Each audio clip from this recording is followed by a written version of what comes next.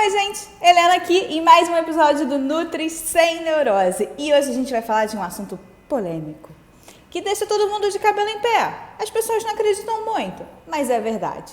A gente vai falar aqui, na real, dieta engorda. E essa também é a premissa do livro que a gente vai indicar hoje, O Peso das Dietas, da nutricionista e engenheira agrônoma Sophie Derham. E pelo nome, vocês já entenderam que ela é francesa, ou seja, a terra dos paradoxos alimentares. Mas vem que a gente vai te contar mais ou menos o que o livro traz e como ela desenrola essa ideia de que, na real, a dieta é que te faz perder a conexão com o seu corpo e ganhar o peso que você estava desejando perder. Bom, alguns pontos são muito bem marcantes e bem marcados ao longo da narrativa do livro, que é a relação com a comida. A todo momento, a própria Sophie traz exemplos dela mesma e exemplos de pacientes e afins em como a gente tem se distanciado da comida, partindo do princípio que há muitos anos, há décadas, diversas dietas, principalmente restritivas, são impostas ou tidas como milagrosas e muitas pessoas escolhem esse tipo de dieta e logo desistem, porque, obviamente, elas são fadadas ao fracasso. E geralmente a culpa é direcionada a um indivíduo, não a dieta, tá? Não a dieta, que é meio bosta, né? Porque, quem vai viver de luz? Ninguém. E, obviamente, a falha dessas dietas leva a sentimentos relacionados à culpa, tristeza e não chegar aos seus objetivos. Além disso, você perde um pouco o prazer de comer. Um pouco não, muito, né?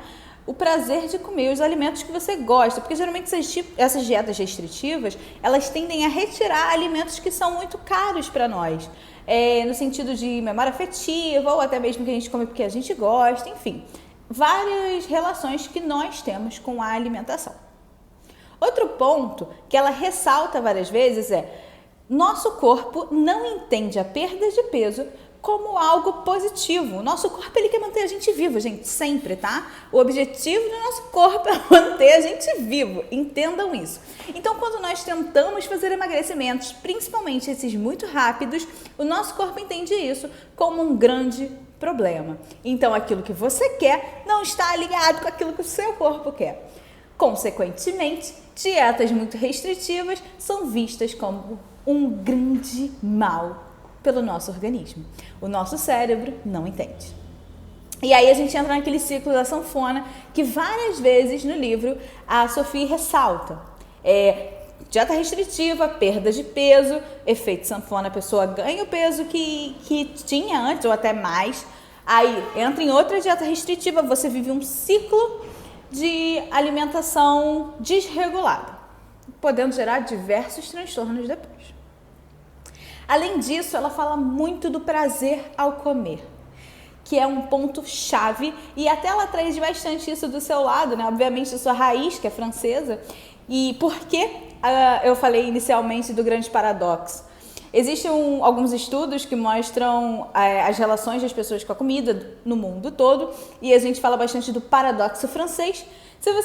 Se vocês forem parar para observar a culinária francesa, ela é uma culinária rica em gordura. As pessoas têm um grande hábito de bebida alcoólica, do vinho, e são pessoas extremamente saudáveis. E aí a grande questão é: como? Por quê? E uma das situações que a própria Sophie traz ao longo da sua narrativa é o quanto ela tinha uma relação boa com a mesa, com o fato de sentar, comer, apreciar a comida e entender que aquele momento não era um momento de culpa, era um momento de prazer e de troca. E ela ressalta isso várias vezes no livro, tanto em relação a quanto ela viveu com a sua família, em casa, na França, e como ela trouxe isso para a sua vivência diária com seus filhos, e o quanto ela sugere isso para os seus pacientes e leitores do livro, o tempo todo. E é bem legal que ela bota umas receitas no final do livro que são sensacionais, e vocês vão ver que tem de tudo. Vários tipos de alimentos que são combinados de formas diferentes, pratos deliciosos, e que você não entra naquela noia do frango sem graça com salada. ela fala, e aí um dos exemplos que ela dá é até do bolo de chocolate, né? Eu já até comentei isso no meu Instagram uma vez, e existe uma grande pesquisa aqui no Brasil, existe uma grande pesquisa que foi feita, se eu não me engano, na Austrália, relacionada ao bolo de chocolate. A Sophie traz um pouquinho também de uma outra pesquisa falando sobre isso. O bolo de chocolate, ele é relacionado à culpa ou a prazer.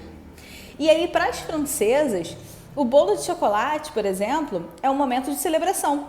E a forma como ele é consumido é com prazer, com relacionamento, com calma. Então, às vezes, aquele bolo, aquela fatia, talvez nem seja completamente consumida. Talvez ela seja consumida em um determinado momento, guardada e consumida depois. Exatamente porque você não tem aquela ansiedade em cima daquele alimento. Ele não vira um prazer culposo. Ele não vira um pecado. Por outro lado, essa mesma pesquisa feita com americanas mostrou que a maioria delas sentia muita culpa, inclusive vergonha de consumir um bolo de chocolate. Por conta disso, aquele consumo era feito meio corrido, escondido, às pressas, cheio de culpa. E por conta disso, a relação com aquela comida e com aquele alimento já era completamente diferente. Isso dá base para várias discussões que ela traz ao longo do livro. Então, eu já indiquei esse livro várias vezes no meu Instagram, continuo indicando ele aqui. E, bom, espero que vocês se animem de ver e ler o livro, eu tenho certeza que vocês vão gostar. Entendam que a alimentação é algo que tem que ser contínuo, não precisa de restrição, não precisa de estresse. O que você precisa é entender qual é o seu ponto de equilíbrio e ter prazer na hora de comer. Esse foi mais um Nutri Sem Neurose. Muito obrigada por estar acompanhando a gente aqui. E se vocês quiserem ouvir mais resenhas, conta aqui pra mim nos comentários.